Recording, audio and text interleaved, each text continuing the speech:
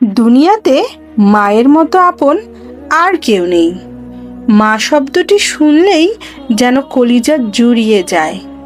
কিন্তু অজান্তেই আমরা অনেক সময় মাকে এমন কিছু বলে ফেলি যা তার মনে অনেক কষ্ট দেয়। আজকে আমি আপনাদের বলবো এমন 3টি কথা যা ভুল করেও কখনো মাকে বলবেন না। তুমি তো কিছুই জানো না।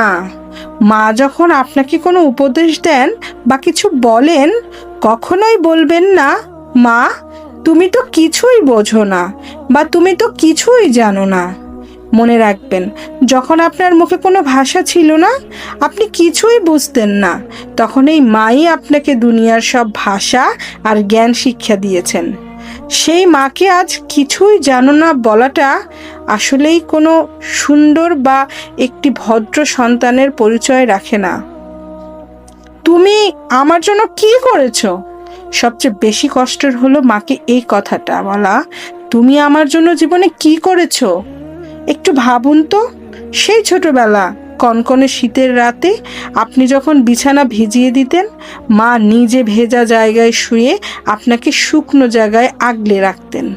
নিজের গায়ের চামড়া দিয়ে জুতা বানিয়ে দিলেও তো মায়ের 1 ফোঁটা দুধের ঋণ শোধ করা সম্ভব নয়।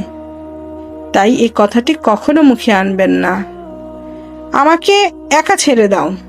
রাগের মাথায় আমরা অনেক সময় বলি, আমাকে আমার মতো থাকতে দাও বা আমাকে ছেড়ে দাও। মনে রাখবেন, একদিন মা সত্যিই আপনাকে ছেড়ে চলে যাবে। সেদিন কোটি টাকা খরচ করেও বা হাজার কান্না করেও আর মাকে ফিরে পাবেন না। তখন একাকিত্ব আপনাকে কুরে কুরে খাবে।